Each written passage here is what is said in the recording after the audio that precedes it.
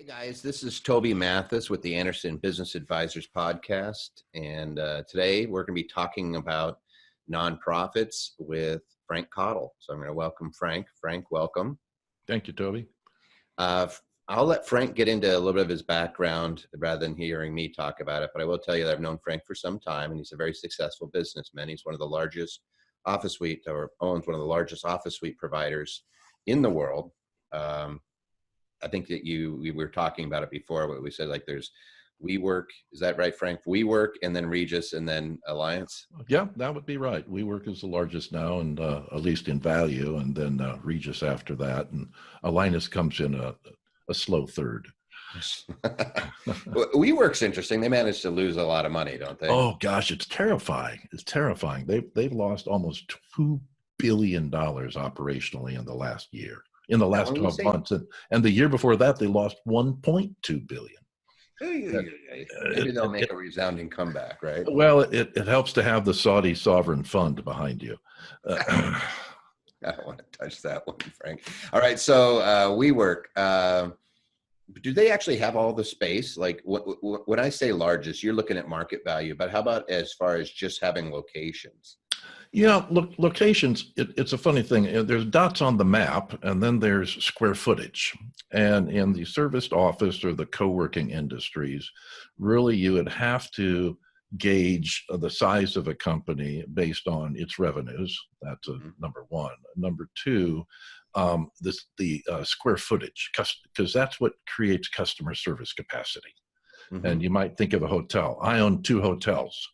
How many rooms do they have? 1,000 rooms each. You own 10 hotels. How many rooms do they have? Well, they're bed and breakfasts. Who has the bigger company?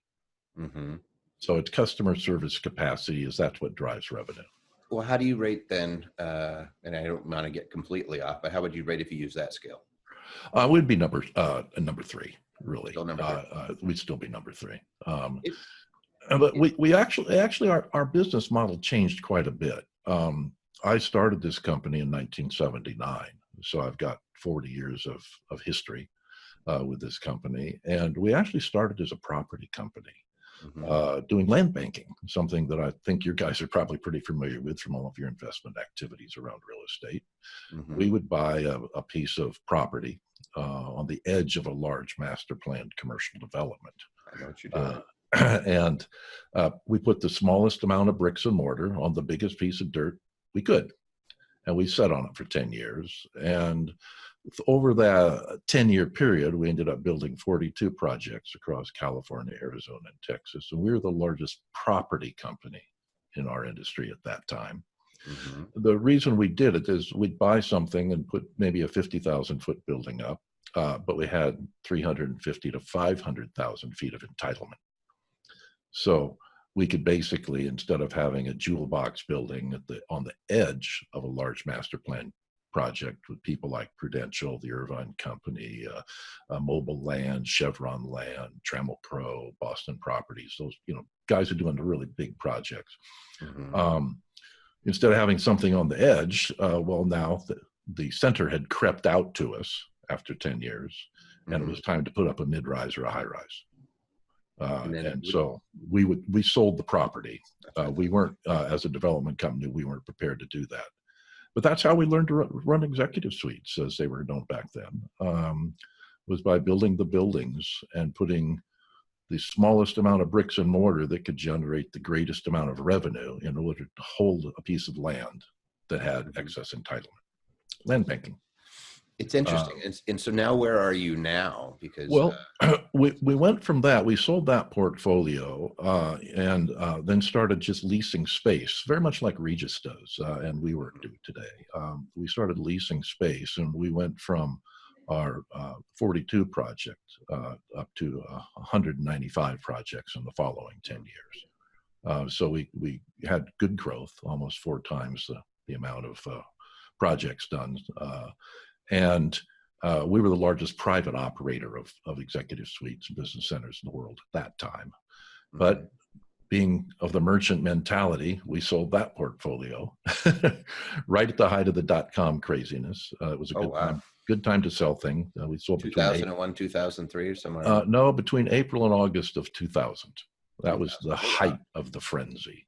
So you got out way ahead of it. That's because Yeah. it took its, yeah, okay, I remember. Well, it did, and it actually took our two largest competitors of the time, HQ and Regis. They both had to file bankruptcy here in the U.S.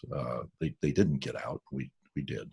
This is interesting. It's not something that we were necessarily looking at, but what I love about this is the Regis model is to lease long and rent short. Is that a fair Yeah, statement? that's pretty much the industry's model. Very few people own their own buildings in this industry. And that's changing because a lot of the large REITs and a lot of large property companies are entering the industry, and they obviously, are property companies. Blackstone is a good example, has entered our industry via a company that they acquired in the UK. So massive private equity and property companies are coming into our industry now, which is good for us, of course, because there's lots of capital available. Do you own your actual spaces though, or are you actually a wrapper that's No, we changed everything when we sold our spaces.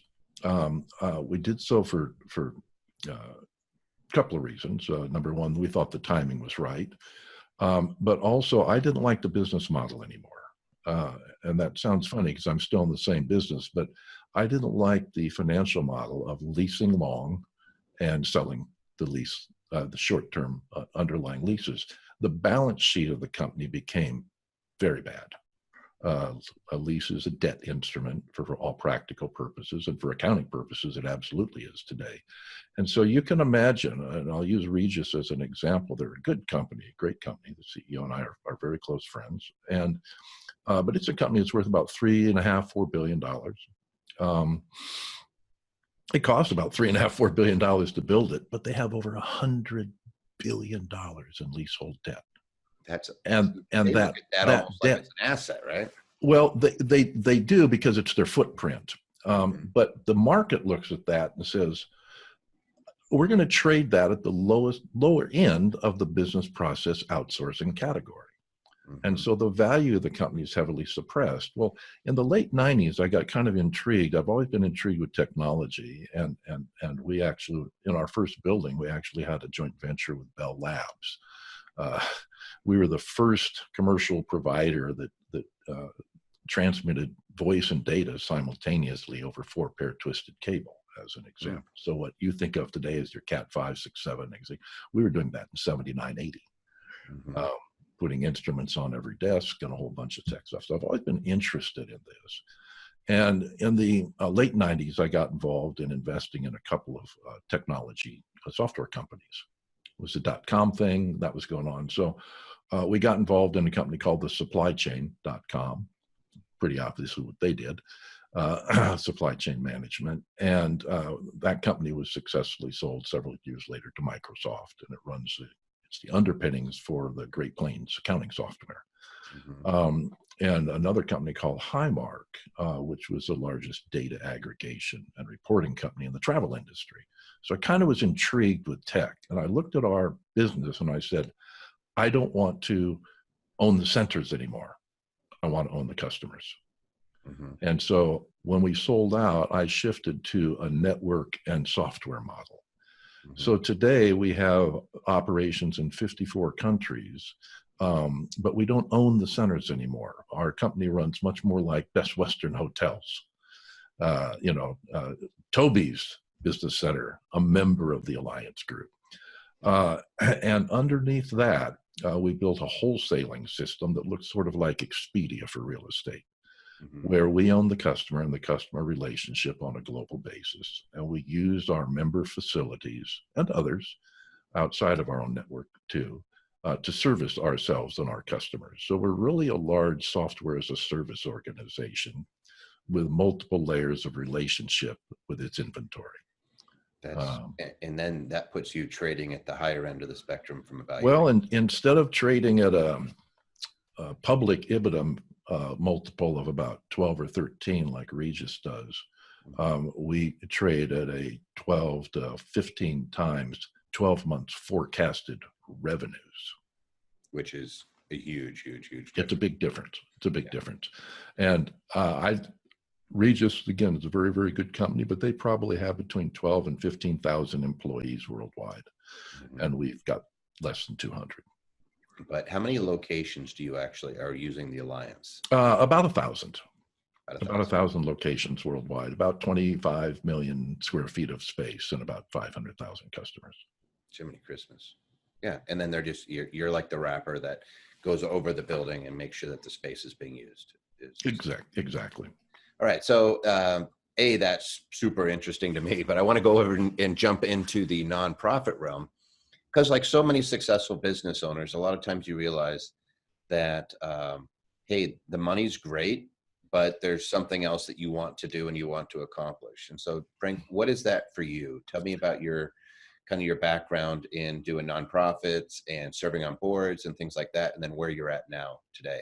Well, I'm kind of a newbie at this, honestly, having just been at it for a couple of years, 3 years now, I guess. But when we looked around our industry, and I looked at our family company, our family is in the food production and distribution business for generations. And one of the things my dad always did was give away waste.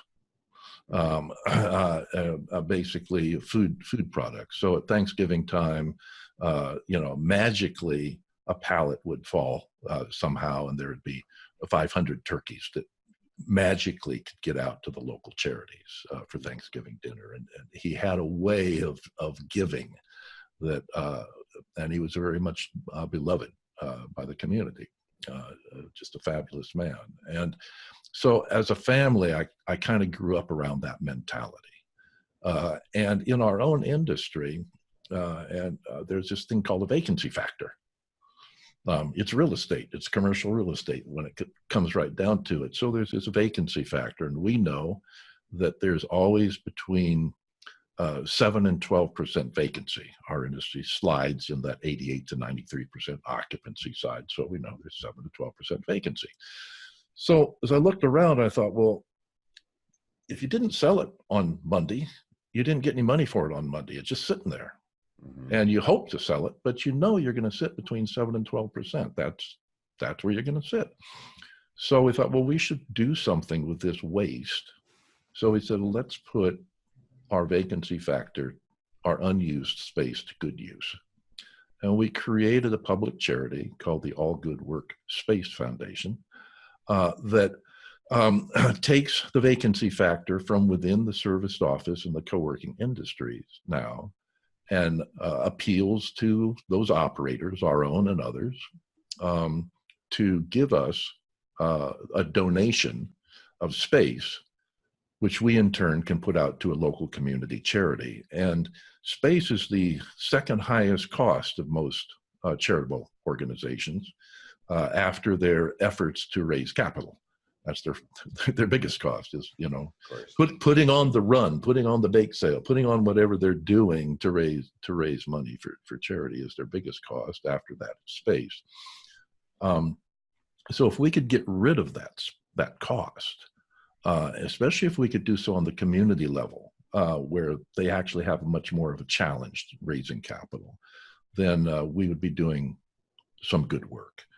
So our mission is quite simple. I'm going to convert over the next decade or two 100% of all of the vacancy factor for all commercial real estate worldwide to charitable use. That's my goal. That's the vision. And right now we have about 200 facilities that are committed to this program, and it grows very nicely on a regular basis. But we need to raise capital ourselves to continue to expand that program. And we're incredibly efficient. Most charities, if they raise $1, they get 30 to 50 cents of it out on the street doing their good work.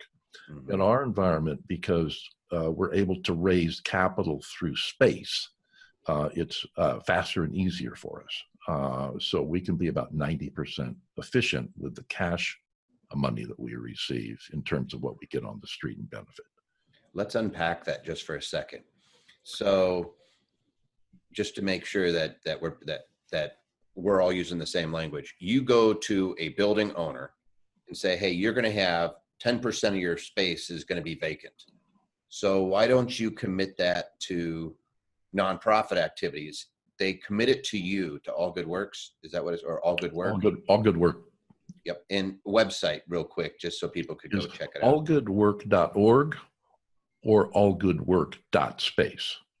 All right. Same place. So let's just say the allgoodwork.org. But you basically go in and say, all right, we'll take that space. Thank you very much. They commit it to you. And then you find charities that meet a certain criteria to occupy that space, and you don't charge them rent. Is that is correct. We use the United Nations Sustainable Charities criteria. It's a 16-point criteria to help vet the charities that we're working with. We also want to know, what they're focused on. And we're kind of old-fashioned church charity mentality. We want to feed people, house people, and cure people, and deal with the educational issues around all of those things. We don't go in for nonprofits that are doing any sort of political activity, or the scale and scope of nonprofits. Again, pretty much old-fashioned items, and there's no shortage of those, believe me. Cure, feed, house. Yep. And educate around those issues. Give me an example of some of the nonprofits that would come to you and provide housing for. I'll give you one. I really like this one. It's the Hope Train. There are 3 trains. They run back. They're headquartered in New York, and we host their headquarters for them in New York. And they have 3 trains that run across sub-Saharan Africa, kind of a dangerous and difficult part of the world these days. And each car in the train is a different clinic. So one will be an ophthalmology clinic, one will be a heart clinic, one will be a dental clinic, et cetera. And the trains are 6 or 8 cars each. And these trains move from village to village or town to town and provide medical attention. And the medical attention comes generally from volunteer physicians as well. And because we were able to host their headquarters for them last year, they told us that they're able to do 1,100 additional cataract surgeries. So that's over 1,000 more people were able to see last year because of our donation to them. And we like that. We like that kind of basic stuff. That's pretty darn extraordinary, Frank. So, so you provide this is not a headquarters like in some dim corner of some warehouse, right? No, this is a headquarters that's been provided in one of the business centers. And it's not just a space. When you move into a business or a co-working center, all of your telephony, all of your bandwidth, the coffee, everything you need to sustain the business operation is available there. So it really helps these charitable organizations to stay on their feet and to do the good work that they're trying to do.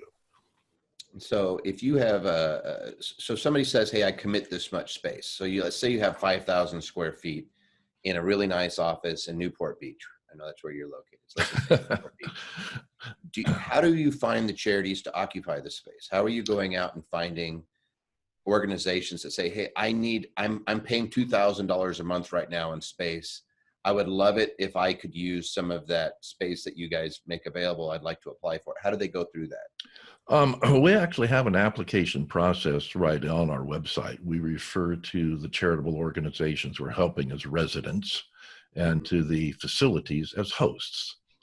And not only do we recruit through our website but also, as you can imagine, a lot of word of mouth.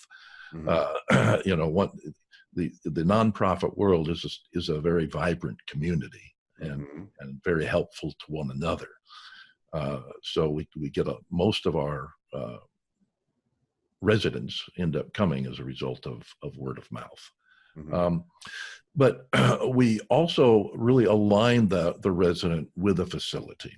It's very much a matchmaking process for us to make sure that the right resident is aligned with the right facility, because in the co-working world in particular, the concept of your facility being a community is very, very important.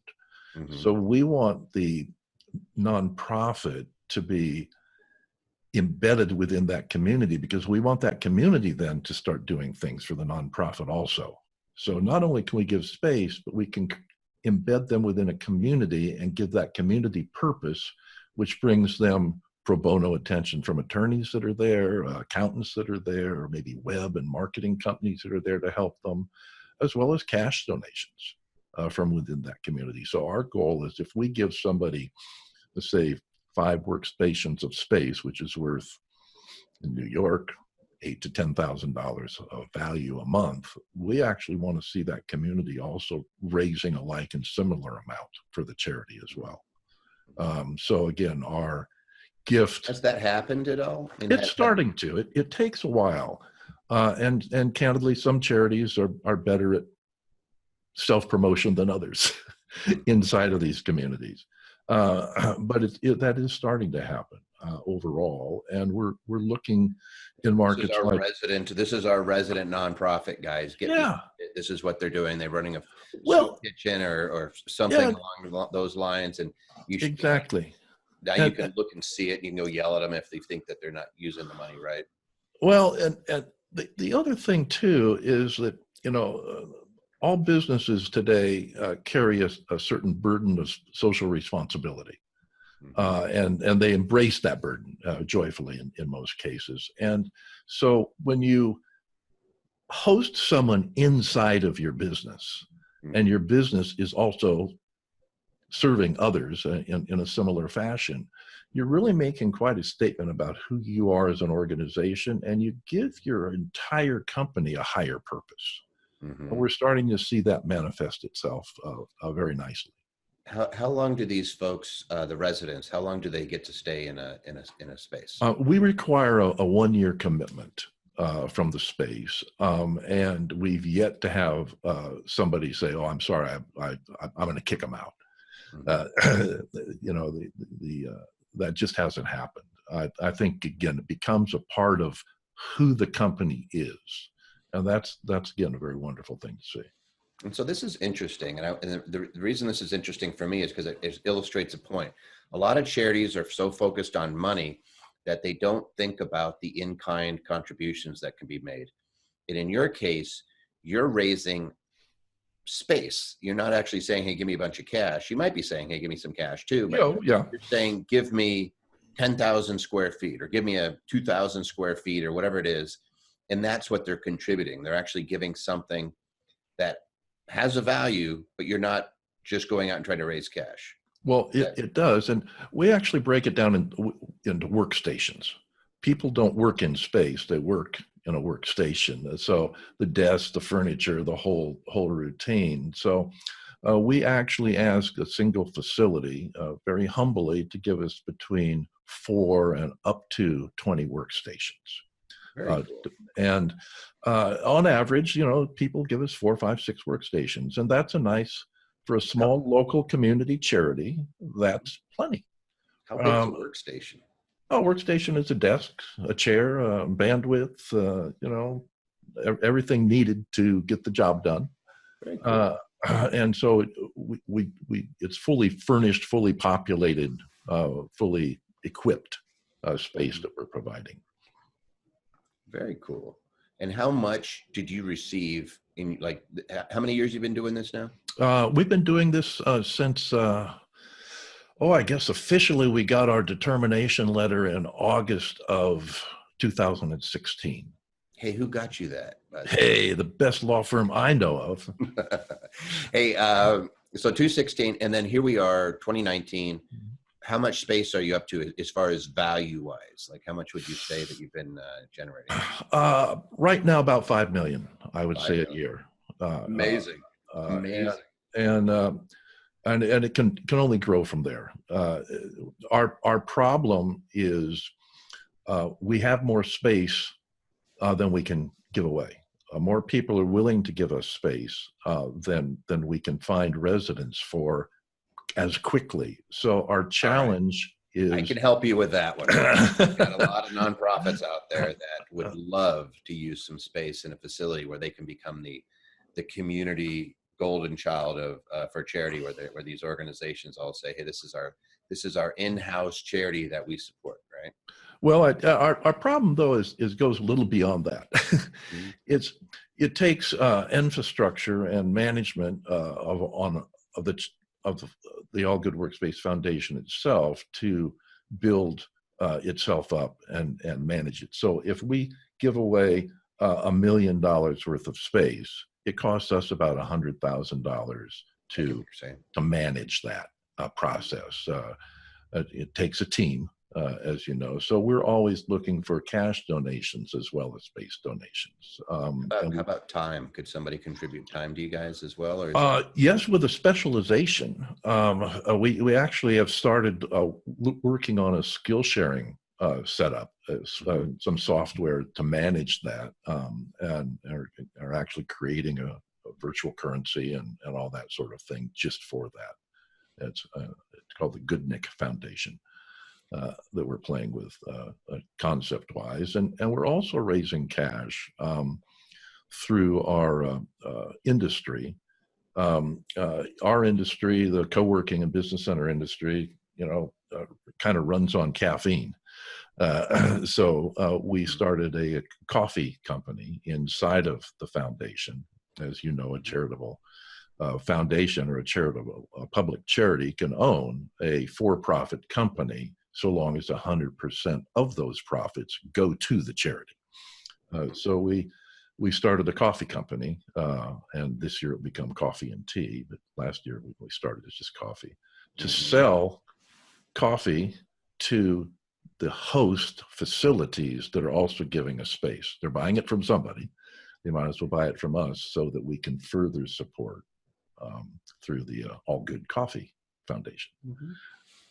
And just know that for those of you guys who are like, oh, that's a tax dodge. No, you still pay a little bit of tax on that. It's called UBIT. Yeah. But you could absolutely do that. The old when I was growing up, we always look at the thrift shops. Mm-hmm. And you always had like the Goodwill and all these others. Well, they're selling stuff. They're allowed to do that. When you start going off and like that may not even be UBIT. That's called unrelated business income tax. Right. It's assessed for being kind of in a for-profit area. Those things might even be exceptions, like having a thrift shop attached to a church or an organization, a charitable organization. But when you go, you can actually go out and raise money in these ways. And even if you pay tax, UBIT's the corporate rate at 21%. Who cares? The reason somebody's doing it is because they want to support your charity, but through something they're already doing. And I think that's a brilliant idea what you came up with of saying, hey, they're going to buy the coffee anyway. Yeah, well, I didn't come up with it, actually. Paul Newman did. I was walking down the grocery aisle and I was comparing two cans of pasta, 2 jars of pasta sauce. And I looked at one, and I looked at one and I looked at the other, and I said, well, they're basically the same. And then I said, wait a second. This one says all profits go to charity. Mm-hmm. And this one says profits go to somebody else. I said, they're fundamentally the same. I'm buying the one that goes to charity. Yep. And then I walked further down the grocery aisle and I thought I needed some coffee. And so I looked for a charitable coffee company, and one didn't exist. So I started one. I've actually had clients that did this for their high schools, or like, again, you'd come up and you'd get a roaster to put slap a bag, name on a bag. And you'd say, hey, in Seattle, I'm from Seattle. So they'd always have all these roasters. And sure enough, you could go and you could say, hey, I have my high school. So Kennedy High School roast or whatever it was. And all the parents, the idea was that they should go there and buy their coffee instead of down at the Safeway or the Smiths or whatever it was. And there might be a little bit of money made, but it's going to the school instead of to some, for somebody else. Yeah, somebody else. Great idea. And we're all business. Find out about that. We're all business people, so we don't want to mock the profit motive in general. But to me, it was a way to augment our other cash requirements, or to begin. How do they find out and see about this coffee business? Because I know you're selling it to the folks. But can anybody go out and order coffee? Oh yeah. Just go to allgoodcoffee.org. So allgoodcoffee.org. There's an e-commerce site set up, and it's connected to All Good Work Space Foundation, and you can see that connection, and you can also on the all good work.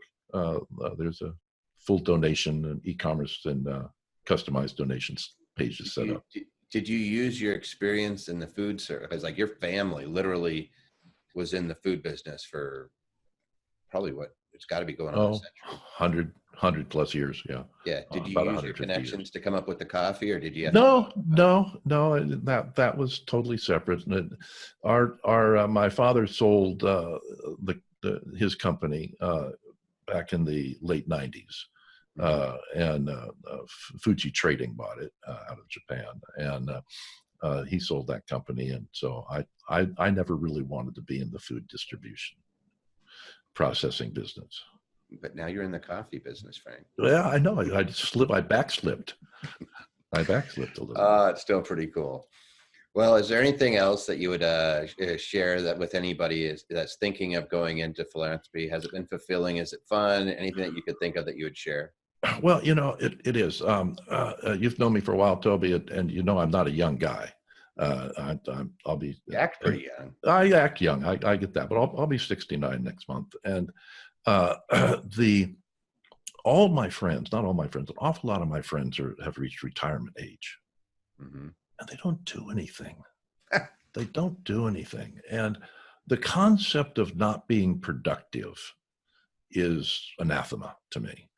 So when I look at my career and say, well, I've done a little of this, a little of that, and I've been lucky a couple of times, I said, you know what? I have enough.